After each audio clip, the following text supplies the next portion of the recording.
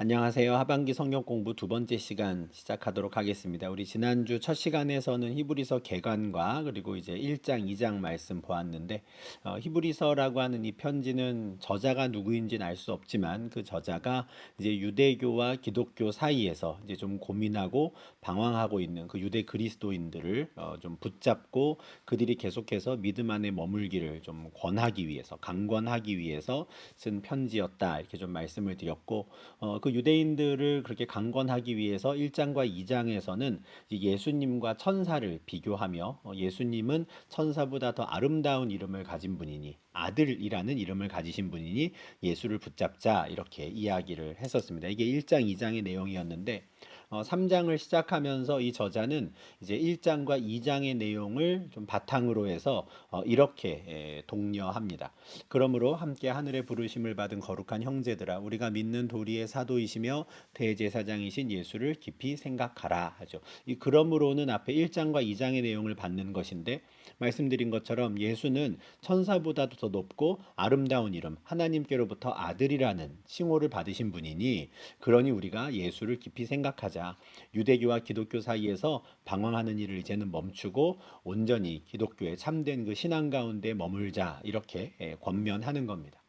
이렇게 권면을 할 때 좀 그들을 간곡히 붙잡기 위해서 거룩한 형제들, 나와 함께 우리 함께 하늘의 부르심을 받은 거룩한 형제들아 이렇게 불러요. 여기서 이제 형제라고 하는 이름이 이 표현이 앞에 2장에서도 나왔었는데 예수님께서 우리를 형제라고 부르기를 부끄러워하지 않으셨다 했어요.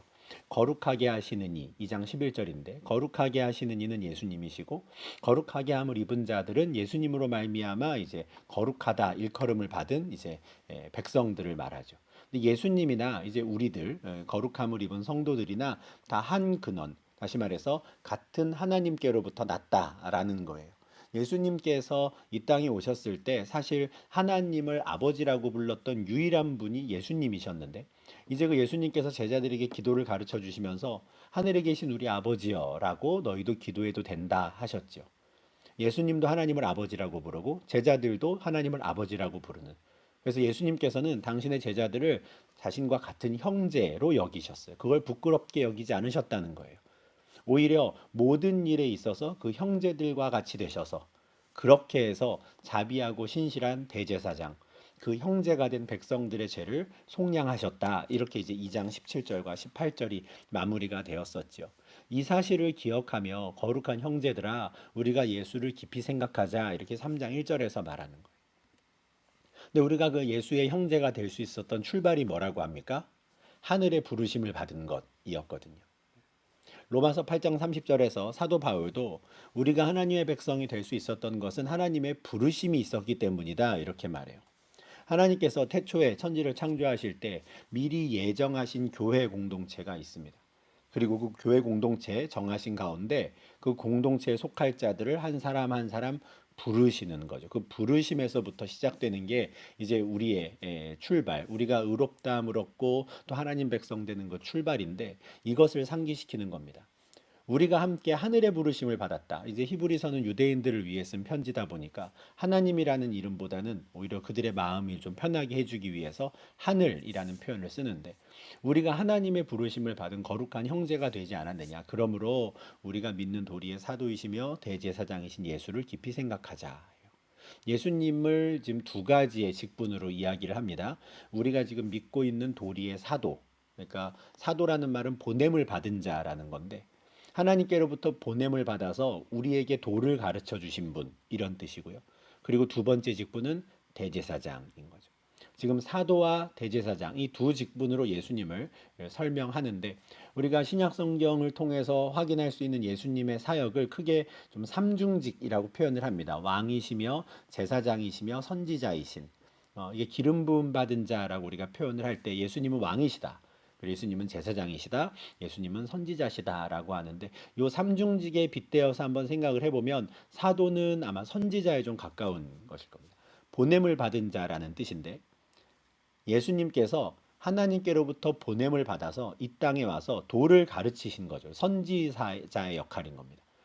그리고 당신 자신이 제물이 되시며 동시에 제사장이 되셔서 하나님과 우리 사이를 연결시켜 주시는, 그러니까 선지자와 제사장으로서의 사역을 좀 강조하기 위해서 믿는 도리의 사도이시며 대제사장이신 예수, 이렇게 표현을 한 거거든요. 요한복음 3장 17절에는 이 두 가지 예수님의 사역이 한 번에 잘 드러나 있습니다. 요한복음 3장 16절은 너무 유명한 말씀이죠. 하나님이 세상을 이처럼 사랑하사, 이렇게 시작하는 말씀인데, 그 말씀에 이어서 17절에 이런 말씀이 있어요. 하나님이 그 아들을 세상에 보내신 것은 세상을 심판하려 하심이 아니요 그로 말미암아 세상이 구원을 받게 하려 하심이라. 하나님이 아들을 세상에 보내셨답니다. 보냄받은 자, 사도라는 뜻이죠. 예수님은 하나님의 사도이고요. 예수님이 또 12제자를 불러서 파송합니다. 그 12제자는 예수님의 사도가 되는 것이죠. 사실 사도라는 단어가 그 당시에는 일반적으로 또 잘 쓰이던 단어였어요. 왕이 신하를 어디에 보내면 그 신하는 왕의 사도가 되는 것이고. 그런데 이제 성경에서 이제 그 사도라고 하는 그 이름을, 그 호칭을 이제 예수님이 12제자에게 좀 한정해서 쓰다 보니까 이제 우리에게는 사도가 굉장히 좀 중요한 의미를 담고 있는 특별한 용어가 되었지만, 원래 의미는 아주 단순합니다. 보냄 받은 자라는 거예요.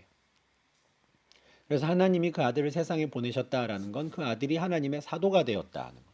그럼 그 사도가 와서 무엇을 하느냐? 세상을 구원하는 거죠. 근데 어떻게 구원하느냐? 당신이 제물이 되시고 제사장이 되심으로써 이제는 이 땅에 있는 하나님의 백성들을 세우시고 그들이 하나님께 갈 수 있는 통로가 되는 거죠. 길이요 진리요 생명이 되시는, 그것을 통해서 세상을 구원하신다라는, 이게 사도이며 대제사장이신 예수님의 역할이죠. 요한복음 3장 17절에 아주 잘 나와 있는데, 우리는 그분을 깊이 생각해야 한다, 이렇게 말해요. 이 깊이 생각하는 것, 우리 지난주 묵상했던 2장 1절에서는 우리가 들은 것에 더욱 유념해야 된다, 이런 말이에요. 지금 이 히브리서라는 편지를 누구에게 쓴다고 말씀드렸습니까?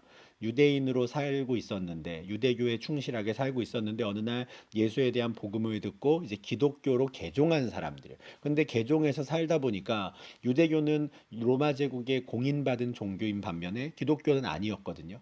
그러니까 기독교인으로 사는 거는 좀 예전과 다른 좀 힘든 부분들이 좀 생기기 시작하는 거죠. 소위 환란이라든가 좀 어려움이 생겨요. 그리고 60년대 초중반부터 로마에서는 이제 본격적인 기독교에 대한 박해가 서서히 가시화되기 시작합니다. 이런 상황이다 보니까 그냥 유대교로 돌아갈까 하는 사람들이 생겼고, 그들을 붙잡기 위해 지금 쓰는 거잖아요. 근데 우리가 이렇게 신앙의 어떤 회의가 찾아오거나 아니면 하나님에 대한 믿음과 신뢰, 하나님의 사랑에 대한 의심이 들어오면 우리가 보통 취하는 태도가 뭐냐면 교회를 좀 떠나고 싶어 합니다. 아, 내가 지금 좀 객관적으로 생각할 수 없는 것 같으니 좀 한 발 뒤로 물러나서 한번 내가 고민해 보겠소. 이렇게 우리가 보통 반응을 해요. 그 유대교와 기독교 사이에서 고민하던 사람들도 어쩌면 그런 태도를 보였는지도 모르겠습니다. 근데 그런 사람들을 향해서 지금 저자가 뭐라고 이야기합니까? 그런 고민이 찾아올 때, 또 그런 신앙의 회의가 찾아올 때 오히려 더 예수를 깊이 생각해라 하는 거예요. 오히려 우리가 들은 것을 더 유념해라 하는 겁니다. 그리고 예수를 깊이 묵상하고 묵상할수록 이제는 참된 믿음이 무엇인지 그 길을 갈 수 있게 되는 것이죠.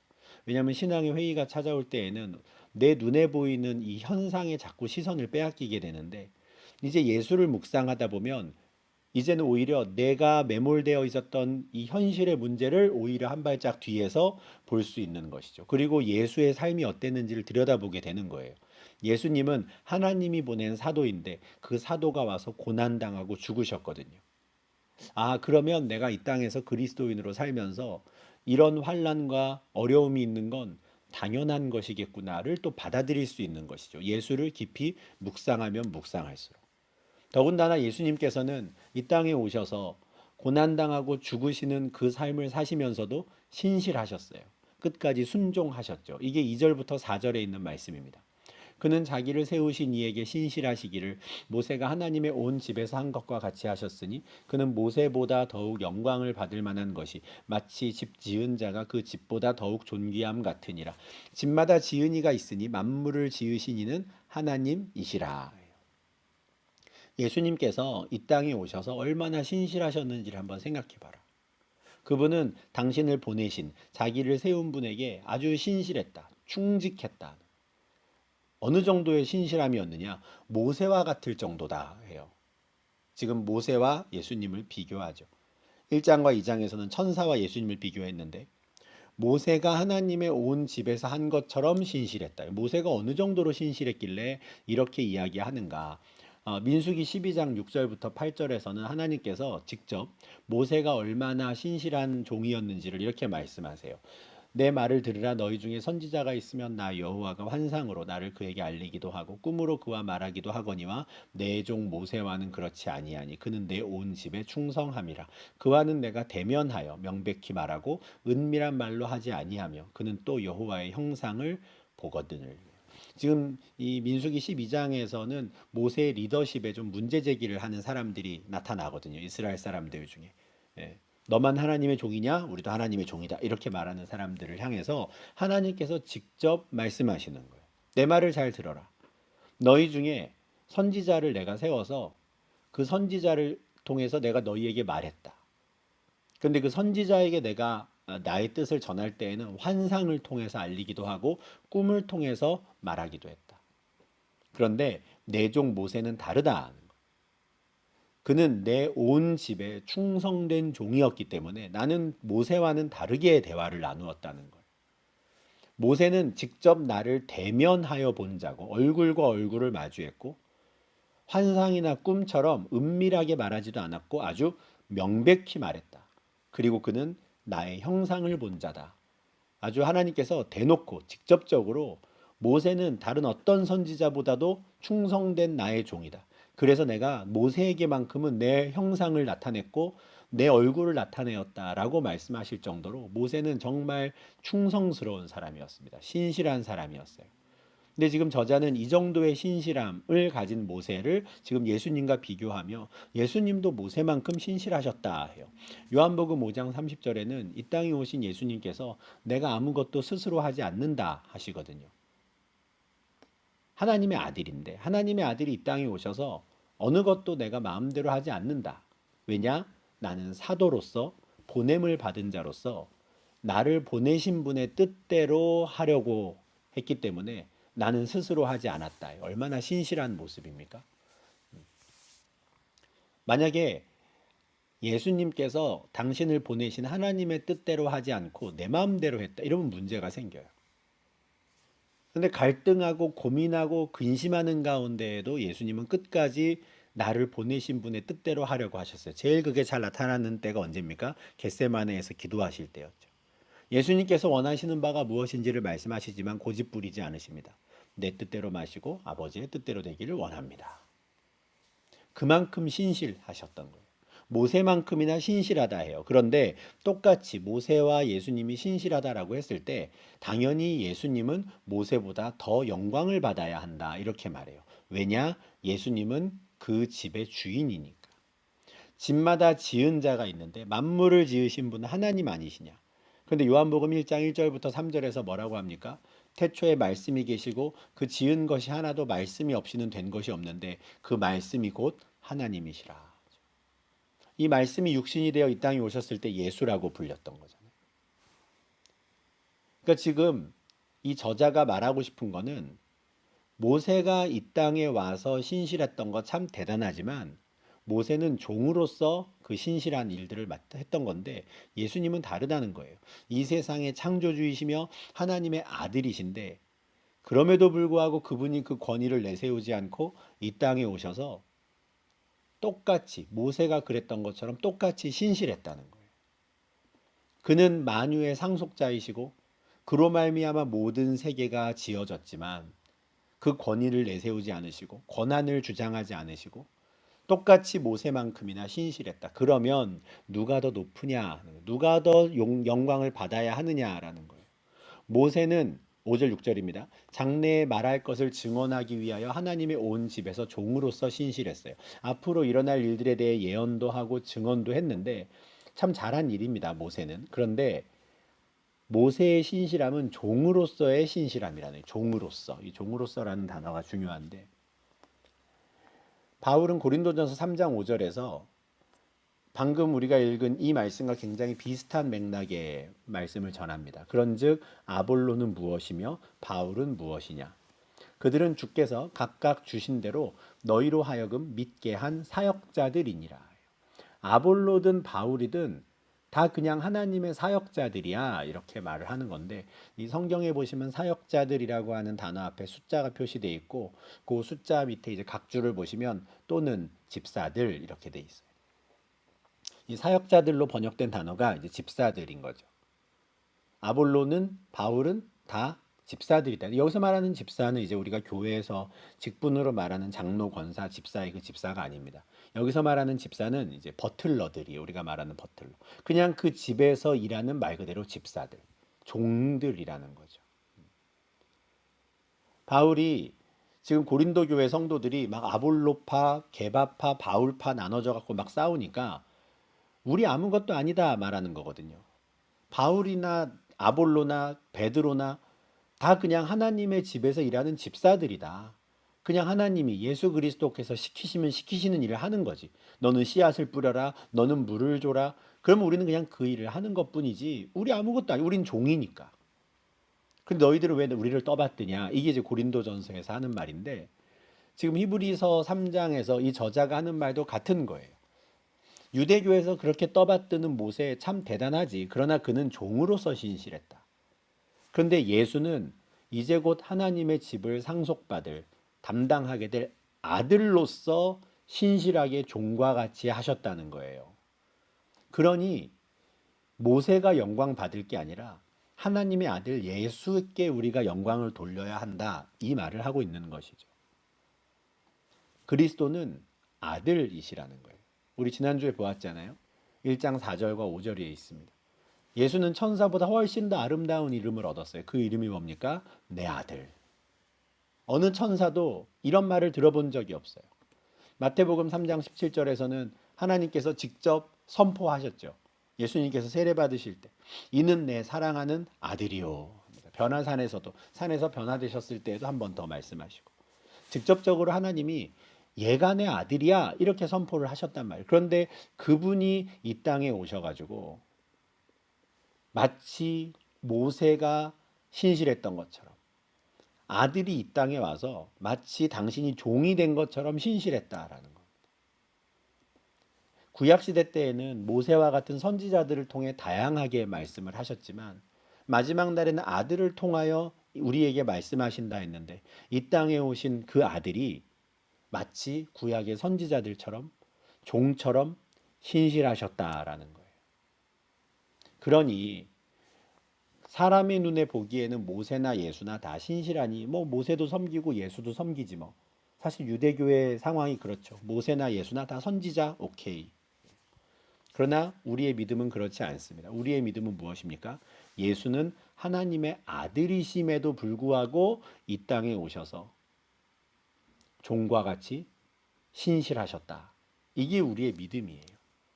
이 저자는 3장 6절에서 이와 같은 우리의 소망의 확신과 자랑, 우리는 하나님의 집에서 일하는 종을 섬기는 사람들이 아니라 그 아들을 섬기는 사람이야 라고 하는 그 자랑을 끝까지 굳게 잡아야 한다 이렇게 말해요. 끝까지가 중요하죠. 끝까지 굳게 잡는 것 이게 뭡니까? 3장 1절에서는 예수를 깊이 생각하라 라고 말했던 것이고 2장 1절에서는 들은 것에 더욱 유념하라 라고 말했던 거예요. 예수를 깊이 생각하며 우리의 소망의 확신과 자랑을 끝까지 붙잡으면 어떻습니까? 우리가 그의 집이 되는 거예요. 우리가 예수의 집이 되는 거죠. 여기서 말하는 우리는 교회 공동체를 말합니다. 한 사람도 예수 그리스도의 집이라고 우리가 할 수 있지만 우리가 모두 함께 그의 집이 될 수 있는 거예요. 1절에서부터도 함께 하나님의 부르심을 받은 거룩한 형제들아 이랬잖아요. 그 우리가 계속해서 예수 그리스도를 머리로 하는 하나님의 집이 되어야 한다. 그러니 그 소망을 붙잡자 예수를 깊이 생각하자 말하는 거예요. 고린도전서 3장 9절에서 바울도 성도들을 하나님의 집이라고 표현을 합니다. 바울이나 아볼로나 게바나 그냥 그 하나님의 집에서 일하는 집사들이고 너희야말로 하나님의 집이다 이렇게 말해요. 그러니 끝까지 우리의 소망의 확신을 붙잡자.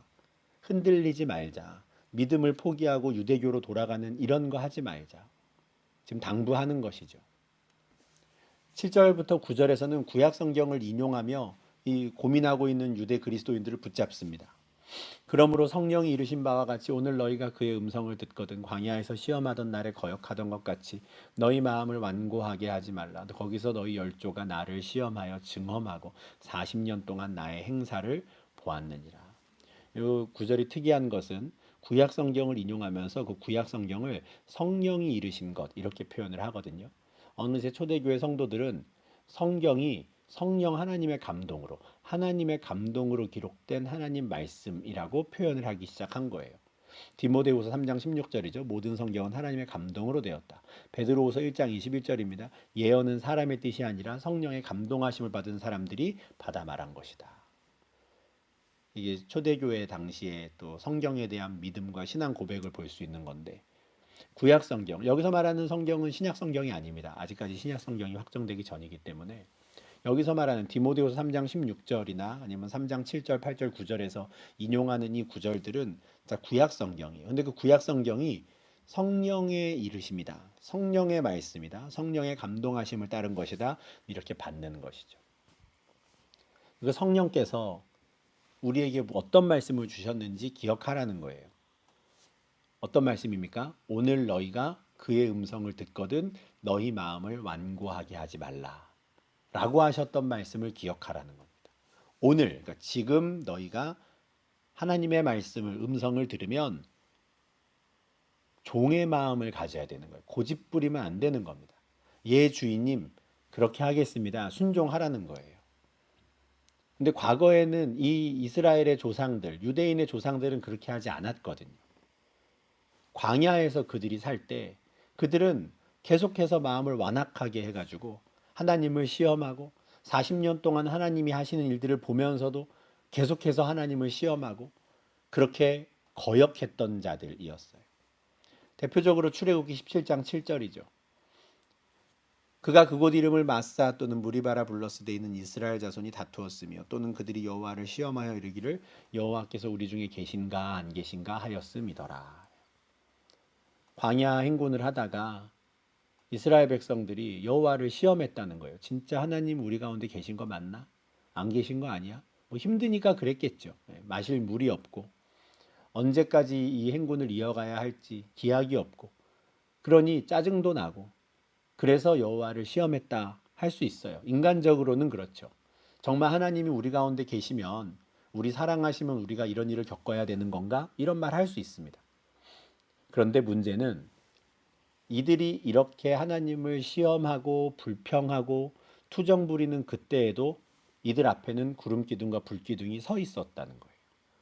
이들이 그걸 보면서도 불평을 했기 때문에 너희가 나를 시험하는구나 이렇게 말씀하시는 거예요. 여호와께서 우리 중에 계신가 안 계신가 잘 모르겠는데라는 말을 하는 동안에도 그들은 그날 아침에 주어온 만나를 먹고 있었을 거거든요. 하나님이 주신 만나를 먹으면서도 야 하나님 우리 가운데 계신 거 맞아? 이러고 있는 거죠. 그러니 하나님 입장에서 어떻습니까? 너희가 나를 가지고 시험하니? 이렇게 말씀하시는 거죠. 이게 이스라엘의 조상들의 모습이었던 거예요. 날마다 하나님의 은혜 가운데 살아가고 구름기둥 불기둥을 보고 날마다 하나님 주시는 만나를 먹으면서도 오늘 그들의 귀에 하나님 말씀이 들렸음에도 불구하고 그들은 계속해서 마음을 완악하게 먹는 거죠. 하나님 안 계신 것 같은데 안 계신 것 같은데 그런 모습의 절정이 민수기 14장 3절에 나오죠. 가나안 땅을 목전에 두고 가나안 땅을 정탐하고 온 12명의 정탐꾼들의 보고 가운데 저 가나안 땅엔 안악 자손이 있어서 우리가 들어가면 다 잡아먹힐 거다라고 하는 보고를 듣는 순간 이들은 넘지 말아야 할 선을 넘어버립니다. 아, 어찌하여 여호와가 우리를 죽이려고 여기까지 데리고 왔는가 이렇게 말을 해버리는 거예요. 시험을 하다 하다 이제는 하나님이 우리를 죽이려고 여기 데리고 왔구나라는 말까지 하는 거죠. 그리고 절대 해서는 안 되는 말을 하는데 뭐냐면 애굽으로 돌아가는 게 차라리 낫겠어 하는 거예요. 애굽으로 돌아가자. 광야에서 이스라엘 백성들이 어떤 말과 행동을 하더라도 하나님께서 계속 참으시고 인내하세요. 한 번씩 혼내시기도 하지만 계속 인내하세요. 그런데 도저히 참지 못하는 때가 있습니다. 뭐냐면 그들이 애굽으로 돌아가자라고 말하는 순간이에요. 이거는 지금까지 하나님이 하신 모든 일을 그냥 부정해 버리는 거거든요.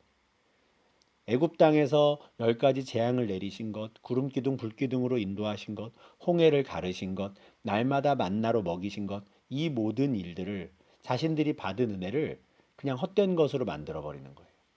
이거 무슨 소용이 있어? 애굽이 좋았어. 애굽으로 돌아가자 해버리는 거죠. 이 말을 들었을 때 하나님께서 진노하십니다. 3장 10절 11절이죠. 그러므로 내가 이 세대에게 노하여 이르기를 그들이 항상 마음이 미혹되어 내 길을 알지 못하는도다 하였도다. 내가 노하여 맹세한 바와 같이 그들은 내 안식에 들어오지 못하리라 하였다 하였느니라. 애굽으로 돌아가자라고 말했던 그 세대에게 내가 진노했다. 하나님 하셨어요. 그들은 항상 마음이 미혹되어서 내 뜻을 전혀 몰랐다.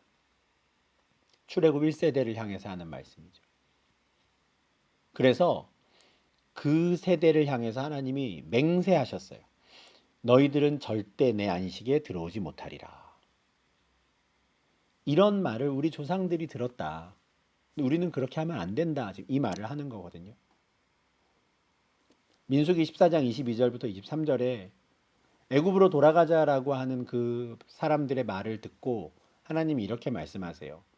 너희가 내 영광과 애굽과 광야에서 한 내 이적을 보고서도 이같이 10번이나 나를 시험하고, 이 10번은 진짜 숫자를 센 10번이 아니라 완전수입니다. 계속해서 항상 나를 시험하고 나를 믿지 않았다는 거죠. 너희가 끝내는 내 목소리를 따르지 않았지. 너희들은 결단코 가나안 땅을 보지 못할 것이다. 왜냐? 너희들은 나를 멸시했으니까. 아까 말씀드린 것처럼 애굽으로 돌아가자, 이거는 하나님을 완전히 멸시하는 거예요. 아유, 하나님 쓸데없는 일 하셨습니다. 이렇게 만들어 버리는 거예요.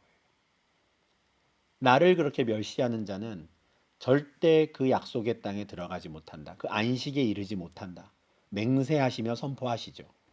이게 우리 지난주에 보았던 2장 2절에 그들의 범죄함과 순종하지 아니함에 대한 공정한 보응이었어요. 하나님의 약속을 신실하게 지키지 못했던. 근데 이 말씀이 지금 이 히브리서 저자가 인용하고 있는 말씀이 시편 95편 10절부터 11절에 있는 말씀이에요. 우리 조상들에게 하나님께서 이런 말씀을 하셨던 것 우리가 기억해야 된다는 거예요.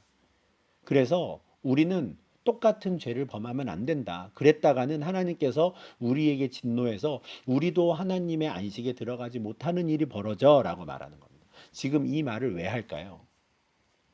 지금 이 저자가 볼 때 유대교와 기독교 사이에서 고민하고 있는 사람들이 꼭 그들의 조상들이 40년 동안 광야에서 방황할 때 모습과 너무 똑같은 거예요. 계속해서 하나님을 시험하고 하나님의 약속을 믿지 못하고 정말일까? 정말일까? 이렇게 가다가는 그들도 똑같은 진노의 심판을 당할까 봐 겁나는 거죠. 하나님께서 그들의 마음이 미혹된 것을 책망하시는 날이 올까 봐. 그래서 12절 13절에서 당부를 하죠. 형제들아, 너희는 삼가 혹 너희 중에 누가 믿지 아니한 악한 마음을 품고 살아계신 하나님에게서 떨어질까 조심해라. 다시 한번 형제들아 부르고, 너희가 조심하고 또 조심해서 너희 중에 누군가가 믿지 아니하는 악한 마음, 이거 그 믿지 않는 마음 자체가 하나님 앞에 보기 악하기 때문에 이렇게 악한 마음이라고 한 건데, 믿지 않는 마음을 품고 하나님에게서 떨어질까 조심해라. 마치 광야를 행군했던 우리의 조상들처럼 되지는 않을까 조심해라 하는 거예요. 순식간에 흘러 떠내려갈 수 있거든요. 우리 마음 가운데 그런 미혹이 찾아오고 의심이 찾아왔을 때 정신 차리지 않으면 흘러 떠내려가요. 자칫하다가는 마치 그 이스라엘의 조상들이 우리 애굽으로 돌아가자라고 했던 것처럼, 아우 예수 이거 뭐 필요 없네, 난 그냥 유대교로 돌아갈래라고 돌아가 버릴 수 있다라는 것이죠. 조심해라 하는 거예요. 그래서 이렇게 하라고 방법을 알려줍니다. 오직 오늘이라고 일컫는 동안에 할 건 이거예요. 오직 오늘이라 일컫는 동안이 뭡니까? 매일이죠. 아침에 눈을 뜨면 오늘이고 내일 아침에 눈을 뜨면 또 오늘이고, 그러니까 오늘이라 일컫는 동안이라는 건 매일매일이에요. 이어질 때 매일 나오잖아요. 매일매일 너희가 서로 권면해라. 여기서 이제 공동체의 중요성을 또 좀 이야기를 하는데 3장 1절에서부터 함께 부르심을 받았다 했잖아요. 처음부터 이 공동체를 염두에 두고 있는 겁니다. 나 혼자서는 그런 믿음의 시련이 찾아오거나 환란이나 박해가 찾아올 때 그냥 너무 쉽게 믿음을 놓아버릴 수 있거든요. 너무 쉽게 그냥 유대교로 돌아가 버릴 수 있어요. 하나님 그냥 괜한 짓 하셨습니다. 예수님 괜히 보내셔갖고 그냥 죽게 만드시고 그럴 필요 없었는데요. 하고 유대교로 돌아와 버려요. 얼마든지 그럴 수 있어요. 그러니 혼자 있지 말고 공동체 가운데 거하라는 거예요. 공동체 안에서 함께 깊이 예수를 생각하고 함께 들은 말씀을 같이 유념하며 그래서 혹시라도 누군가가 믿지 않는 악한 마음이 조금 생긴 것 같으면 서로 권면하라고. 그래서 죄의 유혹으로부터 우리가 서로를 지킬 수 있도록 해야 된다라는 거예요. 나중에 10장 24절부터 25절에서 한 번 더 이런 공동체의 역할을 강조하죠. 우리가 할 일은 뭡니까? 다 같이 우리가 믿는 도리의 소망을 굳게 붙잡고 서로 돌아보아 사랑과 선행을 격려하는 것. 누군가가 시험에 들지 않도록 서로 격려하고 도와주는 것. 이게 우리가 할 일이다라는 거예요. 한 사람 한 사람 떠내려 가든 말든 그냥 신경 쓰지 않고 그냥 이런 게 아니라 바울이 갈라디아서 6장에서도 이런 공동체의 역할에 대해서 강조해서 표현을 했죠. 형제들아, 이제 같은 교회 공동체 안에 있는 사람들이죠. 너희 중에 누군가가 죄를 범하면 그런 자를 바로잡으라는 거예요. 그런데 바로잡을 때 온유한 심령으로 이게 중요합니다. 그를 막 죄책감을 심어주고 그에게 저주를 퍼부어가며 그렇게 바로잡는 게 아니라 온유한 심령으로. 왜냐하면 나도 그런 시험을 받을 수 있거든요. 다른 사람을 바로잡으며 동시에 너 자신을 살펴봐라 하는 거예요. 이런 믿음의 시험이 오는 것, 하나님의 사랑에 대한 의심이 싹 트는 것, 어떤 누군가가 뭐 대단히 큰 잘못을 저지르거나 죄를 지어서 그런 일이 겪는 게 아닙니다. 그냥 누구에게나 그런 일이 벌어질 수 있어요. 그냥 시험에 드는 일들이 벌어질 수 있어요. 우리 연약함이 있는 것이죠. 그러니 누군가가 그런 죄를 범했다 하더라도 온유한 심령으로 바로잡는 거예요. 나도 그럴 수 있으니까. 그렇게 너희가 짐을 서로 지라 하는 거죠. 이게 피차 사랑과 선행으로 격려하라 하는 거예요. 그렇게 우리가 14절이 우리로 시작하잖아요. 너가가 아닙니다. 우리가 이 공동체가 함께 시작할 때 확신한 것을 끝까지 견고히 잡고 있으면 그리스도와 함께 참여한 자가 되리라. 우리가 다 같이 시작할 때 확신했던 것을 끝까지 잡고 있어야 한다는 거예요. 어느 한 사람도 이탈하지 않고 여기서 말하는 게 끝까지가 중요합니다. 들은 것에 더욱 유념하라라는 건데 예수님께서 우리를 위해 일하셨던 것처럼 우리도 신실하게 끝까지 우리의 믿는 바를 붙잡아야 돼요. 그래야 신실한 그리스도와 함께 영광에 참여할 수 있는 것이죠. 시작만 잘해선 되는 게 아니라 끝까지 잘해야 되는 겁니다. 이걸 잘한 사람이 사도 바울이죠. 또한 디모데후서 4장 7절 8절에서 나는 선한 싸움을 싸우고 나의 달려갈 길을 마치고 믿음을 지켰다. 시작할 때 굳게 붙잡았던 소망을 끝까지 지켰다는 거예요. 믿음을 지켰어요. 그러면 그리스도와 함께 참여하는 자가 되겠죠. 그게 뭡니까? 나를 위하여 예비된 의의 면류관을 나는 받을 것이다 하는 거예요. 원래 그 면류관은 예수 그리스도만이 받으실 수 있는 건데 그리스도께서 신실하셨던 것처럼 나도 끝까지 신실하게 믿음을 지키니 같은 면류관을 나에게 주신다더라. 그리스도와 함께 참여하는 것이죠. 그런데 이게 나뿐만 아니라 주의 나타나심을 사모하는 모든 자에게 주시는 은혜다 해요. 처음 출발할 때 시작할 때 믿음으로 붙잡았던 걸 끝까지 붙잡는 주님이 오시는 그날까지 그날을 사모하며 붙잡고 있는 모든 이들이 그리스도와 함께 참여하게 된다는 거예요. 그러니 한 번 더 15절 16절에서 아까 인용했던 시편 95편을 또 인용하며 다시 한번 당부합니다. 그러므로 형제들아 생략됐지만 성경에 일렀으되 오늘 너희가 그의 음성을 듣거든 경노하시게 하던 것 같이 너희 마음을 완고하게 하지 말라 하지 않으셨느냐.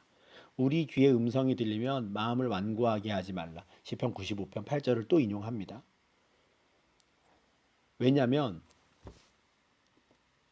모세를 따라 애굽을 나왔던 사람들이 어느 순간부터 하나님의 말씀이 그들의 귀에 들렸을 때 그들의 마음을 완악하게 만들었거든요. 하나님 말씀에 귀를 기울이지 않았어요. 그랬더니 하나님의 진노를 산 거예요. 16절에 모세를 따라 애굽에서 나온 모든 사람, 이 표현이 참 중요합니다. 요건 바로 앞에서 우리가 시작할 때 붙잡았던 그 소망을 끝까지 붙잡아야 한다와 연결되는 내용이에요. 모세를 따라 애굽에 나왔던 사람들은 끝까지 믿음을 지키지 못했던 사람이거든요. 시작할 때는 믿음이 있었는데 광야를 행군하다 보니 그 믿음을 잃어버린 사람들이에요. 이 사람들처럼 되면 안 된다는 거예요. 이 사람들은 믿음을 잃어버리고 그리고 마음을 완악하게 해서 끝낸 하나님의 진노의 심판을 받았는데 우리가 그들처럼 하면 되겠느냐는 거죠. 그들도 출발은 잘했어요. 출애굽기 4장 31절인데 이들이 애굽 땅에서 430년 동안 종살이 하고 있을 때 하나님께서 모세와 아론을 그들에게 보내셨죠. 그리고 그들을 인도해 내라 하셨어요. 아론이 그들을 찾아가서 하나님께서 우리의 고통을 아시고 우리를 돌보시고 우리를 구원해 주시기로 했습니다라고 말씀을 전했을 때 백성들이 믿었습니다. 하나님께서 우리의 고난을 살피셨대요 라는 말을 듣고 머리 숙여 경배하기도 했어요. 이게 그들의 출발이에요. 시작은 잘한 거죠. 믿음이 있었고 하나님을 경배했어요. 근데 이들의 마지막은 어땠습니까? 어찌하여 여호와가 우리를 그 땅으로 인도하여 칼에 쓰러지게 하려 하는가? 이게 이들의 마지막이에요. 이러면 안 된다는 거죠. 출발을 잘했으면 끝까지 지켜야 된다는 거예요. 아무리 출발을 잘했어도 끝까지 그 믿음을 지키지 못하면 하나님의 진노를 받는 겁니다. 이스라엘의 조상들이 그랬던 것처럼. 왜냐하면 그들이 결국 돌밭에 뿌려진 씨와 같은 자들이라는 게 그렇게 입증되는 것이거든요. 좋은 땅에 뿌려진 씨 같은 자가 아니라는 거예요. 마태복음 13장 20절에서 그 유명한 네 가지 땅에 뿌려진 씨앗 그 비유를 통해서 예수님이 돌밭에 뿌려졌다는 걸 이렇게 설명해요. 말씀을 듣고 즉시 기쁨으로 받되. 처음에 복음을 들었을 때, 처음 하나님 말씀을 들었을 때에는 너무 기뻐요. 탁 받아요. 마치 애굽 땅에서 종살이하던 우리의 고통을 하나님이 아십니다 했을 때 너무 기뻐하며 그 앞에 경배했던 것처럼. 그래서 애굽 땅으로 나왔어요. 출발을 했어요. 그런데 뿌리를 내리지를 않는 거예요. 뿌리가 없다 보니까 잠깐 견디다가 환란이나 박해가 일어나면 넘어져요. 지금 그 기로에 있는 사람들이 누굽니까? 이 편지를 받는 사람들이잖아요. 유대교냐 기독교냐 그 중간에서 내가 예수 믿는 사람으로 살려다 보니 환란이나 박해 때문에 너무 힘든 거예요. 처음에는 율법 지키지 않아도 예수 믿으면 의롭게 된다고 너무 좋아 기쁨으로 받았다가 그 믿음을 지키는 게 힘드니까 포기할까? 이렇게 돼버리는 사람들. 그게 지금 염려가 되는 겁니다. 그들의 결말이 애굽 땅을 나와서 광야를 행군하다가 끝내는 믿음을 잃어버려서 그곳에서 심판당한 조상들처럼 될까 봐. 시냇가에 심은 나무처럼 한 곳에 뿌리를 내려야 되는데 그러지 못할까 봐. 그래서 14절에서 이렇게 말했던 거죠. 우리는 시작할 때 확신한 것을 끝까지 견고히 잡고 있어야 한다. 시작했다고 해서 끝난 게 아니다라는 거예요. 17, 18절입니다. 또 하나님이 40년 동안 누구에게 노하셨느냐? 그들의 시체가 광야에 엎드러진 범죄한 자들에게가 아니냐? 또 하나님이 누구에게 맹세하사 그의 안식에 들어오지 못하리라 하셨느냐? 곧 순종하지 아니하던 자들에게가 아니냐? 40년 동안 하나님이 누구에게 화를 내셨지? 하나님이 누구에게 너희는 절대 내 안식에 들어오지 못해 라고 하셨지? 범죄한 자들, 순종하지 않은 자들이라는 거예요. 이들도 하나님 말씀을 듣기는 들었습니다. 그런데 그들이 마음을 완악하게 해서 순종하지 않았고 결국 그것이 죄로 이어졌죠. 순종하지 않은 자들, 죄를 범한 자들에게 하나님의 진노가 임했고 그들은 안식에 들어갈 자격을 완전히 상실했어요. 이걸 반면교사로 삼으라는 거예요. 우리는 그 조상들을 닮으면 안 된다는 겁니다. 19절에서 이 저자가 내리는 결론이 참 절묘합니다. 19절이 이렇게 말해요. 이로 보건대 지금까지의 내용을 쭉 살펴보건대죠. 그들이 믿지 아니함으로 능히 들어가지 못한 것이라. 믿음의 문제로 연결을 시킵니다. 그런데 바로 앞에서 뭐라고 그랬어요? 그들이 안식에 들어가지 못한 걸 순종하지 않았기 때문이다 이렇게 말하거든요. 18절에서는 순종하지 않았다. 그 같은 내용을 19절에서는 그들이 믿지 않았다라고 말해요. 지금 히브리서 저자에게 있어서 믿음은 곧 순종입니다. 굉장히 중요한 개념이에요. 이게 구분되질 않습니다. 당연히 그냥 같아요. 그냥 똑같다고 생각하는 거예요. 순종하지 않았어? 믿음이 없는 거야. 믿어? 그럼 그건 순종하는 거야. 이렇게 가는 거거든요.